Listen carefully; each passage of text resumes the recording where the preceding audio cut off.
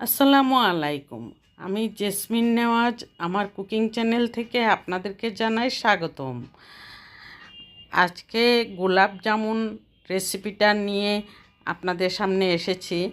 আর এই গোলাপ জামুনটা বাইরে থেকে কিনে আর খাওয়ার কোনো প্রয়োজন নেই। সবাই কিন্তু ইচ্ছা করলে ঘরে বানিয়ে এম, একদম 2 কেজি 3 কেজি বানানো যাবে একদম সহজেই। আর আমি এখানে প্রায় 1.5 কেজির মতো হয়েছে আমি বানিয়েছি। আর এটাতে নাস্তাতে সন্ধ্যার আম, রুটি পরোটা লুচি দিয়ে খেতে কিন্তু অসাধারণ লাগে। শুরুতেই আমি আপনাদের কাছে একটা রিকোয়েস্ট করছি, আর সেটা হলো একটি লাইক দিয়ে কন্টিনিউ করবেন। আমি A to Z দেখানোর চেষ্টা করব। আর যারা অলরেডি করতে পারেন, বানাতে পারেন, তাদের জন্য আমার ভিডিওটা না। আর যারা নতুন গৃহিণী নতুনভাবে বানানোর চেষ্টা ট্রাই করছেন, তাদের জন্য আমার এই রেসিপিটা। আর সেই জন্য আমি শুরু থেকেই বলছি একটি লাইক দিয়ে কন্টিনিউ করবেন, স্কিপ করবেন না। আর আমার ভিডিওটা একদমই ছোট হয়, বেশি বড় হয় না। তবু আজকে একটু মোটামুটি হয়েছে, 6-7 মিনিট হবে। আর সেই জন্য আমি আপনাদের কাছে এখানে শুরুতেই আমি 2 কাপ চিনি দিয়েছি, এতে করে 4 কাপ পানি দিয়েছি। 2 কাপ চিনির জন্য 4 কাপ পানি কিন্তু একদমই পারফেক্ট একটা মেজারমেন্ট মাপ। আর সেই চিনিটা গলানোর পরেও 5 থেকে 7 মিনিট আমি চুলায় রেখেছি বলক আসার পরে। আর এখানে আমি দেখুন পাউডার দুধ নিয়েছি প্রায় 1.5 কাপ।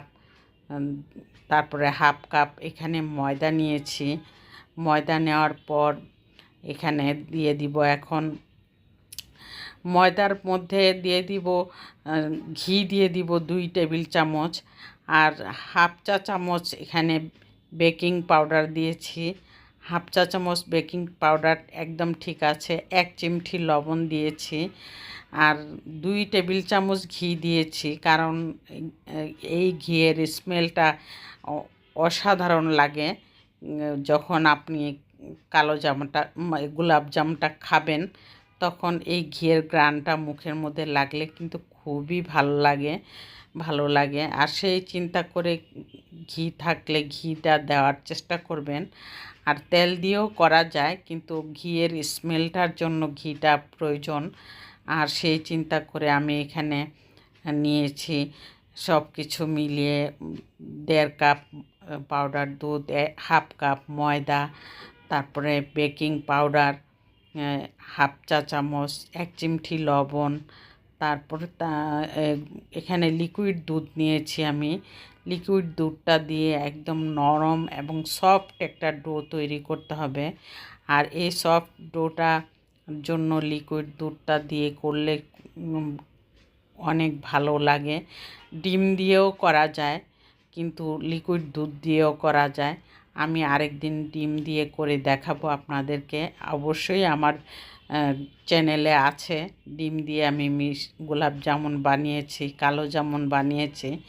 আর সেই চিন্তা করে আজকে আবার বানানোর ট্রাই করলাম। এই জন্য ভাবলাম যে বাইরে থেকে কিনে আনার জন্য ইচ্ছা করছিল, পরে ভাবলাম যে ঘরেই বানিয়ে নিই। সেই চিন্তা করে আমি ঘরে বানানোর ট্রাই করলাম। একদম সফট নরম একটা ডো তৈরি করে রেখে দিলে তারপরে 5 মিনিট পরেই কিন্তু এটা হার্ড হয়ে যাবে, বানানোর মতন একদম সফট একটা ডো তৈরি হয়ে যাবে। হাতে এখন ঘি মাখিয়ে আমি সুন্দর করে গোল গোল শেপ করে আমি বানিয়ে নিচ্ছি, যাতে কোনো ক্র্যাক না থাকে। এরকম করে আপনারা মিষ্টিগুলি বানিয়ে নেবেন। আর আমি এখানে প্রায় 25টা মিষ্টির মতো হয়েছে। আর 25টা মিষ্টি বানাতে প্রায় 1.5 কেজির মতোই হয়েছে। মিষ্টিগুলি এত ভালো হয়েছে মিষ্টি, এই জন্য আমি ভেবেছি যে মিষ্টি আর বাইরে থেকে কিনে খাওয়ার কোনো প্রয়োজন নেই। ঘরে বানিয়ে খাওয়ার জন্য হলে অবশ্যই ঘরে বানিয়ে খেলে অনেক ভালো। হাইজেনিকভাবে সব কিছুই ঘরে কিন্তু করা হয়। আর বাইরের মিষ্টি খাওয়া যায় ঠিক আছে, সব ধরনের মিষ্টি তো ঘরেই বানানোই যায়, তবুও বাইরেরটার প্রতি আলাদা একটা লোভ থেকে যায়। বলে এটা মনে হয় বেশি মজা হবে, সেই চিন্তা করেই কিনতে হয়, খেতেও হয়। আর কেউ আসলে কেউ আনলে তো খেতেই হয়, কিন্তু কোনো অসুবিধা নাই। আর ঘরে বানাতে পারলে ঘরেই বানিয়ে নেওয়াটা বেটার। আমি সেই চিন্তা করে গতকালকে আমার ইচ্ছা হয়েছিল বাইরে গিয়ে কিনে আনবো, কিন্তু ভাবলাম যে থাক, বাইরে যাওয়ার সময়ের সময় লাগবে অনেক। ওই সময়টাতে আমি ঘরেই বানিয়ে নিই, এই চিন্তা করে আমি ঘরে বানিয়ে নিয়েছি। আর বানানোটাও আমার পারফেক্ট হয়েছে, কোনোভাবেই শক্ত হয়নি, কোনোভাবেই ক্র্যাক পড়েনি, কোনো কিছুই হয়নি। সুন্দরভাবে আমি বানিয়ে সবগুলি মিষ্টি এক এক করে বানিয়ে নিলাম। বানানোর পর আমি তেলের মধ্যে একদম রিফাইন্ড করা তেলের মধ্যে ভেজে নিতে হবে মিষ্টিগুলি, যাতে কোনো ধরনের পুরানো তেলের মধ্যে ভাজা যাবে না। আর সেই জন্যই নতুন তেল দিয়ে একদম নতুনভাবে মিষ্টিটা ভাজতে হবে। সেই জন্য আমি এক চুলায় একটি ননস্টিক প্যান বসিয়ে দিলাম এবং নতুন তেল দিয়ে একদম যখনই মিষ্টিগুলি দেওয়ার সাথে সাথে একটু বুদবুদ আসছিল, কিন্তু আরও কম থাকতেই দেওয়া উচিত ছিল, কিন্তু কোনো সমস্যা হয়নি। আমি চুলাটা একদমই কমিয়ে দিয়েছি। আর এই চুলাটা আর বাড়াবো না, এভাবেই মিষ্টিগুলি বড় হতে থাকবে আস্তে আস্তে। আর আমি সব এক ব্যাচের মধ্যেই সবগুলি মিষ্টি দিয়ে দিয়েছি, এতে করে কোনো সমস্যাও হয়নি। কড়াইটা বড়ই ছিল, সেই চিন্তা করে আমি নাড়াচাড়ার মধ্যে রেখেছিলাম। রেখে দেওয়ার পর আমি একটা একটা করে দেখতে থাকুন যে কিভাবে বড় হচ্ছে মিষ্টিগুলি। আর এর চেয়ে চুলার তাপমাত্রা আর বাড়ানো যাবে না, এই তাপমাত্রার মধ্যেই আস্তে আস্তে আস্তে আস্তে করে মিষ্টিগুলি লাল করতে হবে।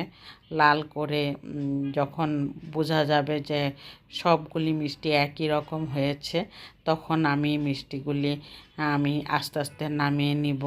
আর চিনি শিরাটা তো আমি চুলায় বসিয়ে রেখেছি, চুলাটা অফ করে। আর মিষ্টি দেওয়ার সময় দিয়ে আবার চুলাটা একটু অন করে দিব। আর এখানে মিষ্টিটা দেখুন এখন লালচে আকার ধারণ করছে। আর গোলাপ জামুন তো একটু লাল হয়েই থাকে, সেই জন্যই আর একটু কালার আসলে তারপর আমি নামিয়ে নিব। আর এগুলি আস্তে আস্তে খুবই সুন্দর হয়েছে মিষ্টিগুলি। আর আমার ভিডিওটা যদি ভালো লেগে থাকে অবশ্যই সাবস্ক্রাইব করে অল বাটনে প্রেস করে রাখবেন, আর সবার সাথে শেয়ার করবেন। বন্ধু বান্ধবের কাছে অবশ্যই আমার ভিডিওটা শেয়ার করে দিবেন। আর আমি এভাবে আস্তে আস্তে করে এক এক দিন এক একটা ভিডিও আপনাদের ভালো লাগার জন্যই করে থাকি। আর আমার ভিডিওতে অনেক ভিউ কম আসে, আমি কিন্তু কষ্ট করে অনেক ভিডিও বানিয়ে আপনাদের সামনে তুলে ধরি, কিন্তু ভিউ কেন জানি কম আসে, আমি নিজেও বুঝতে পারছি না, ছাড়তেও পারছি না, বুঝতেও পারছি না কি করব। তারপরে চিনির শিরার মধ্যে আমি দেওয়ার সময় মিষ্টিটা দেওয়ার সময় ভিডিওটা অন করতে হয়তো ভুল হয়ে গেছে, স্কিপ হয়ে গেছে। আর দেওয়ার পর আমি 10 মিনিট জাল করে নিয়েছি, তারপরে প্রায় 3 ঘন্টা আমি শিরার মধ্যে রেখেছি, তারপরে উঠিয়ে আমি ভিডিও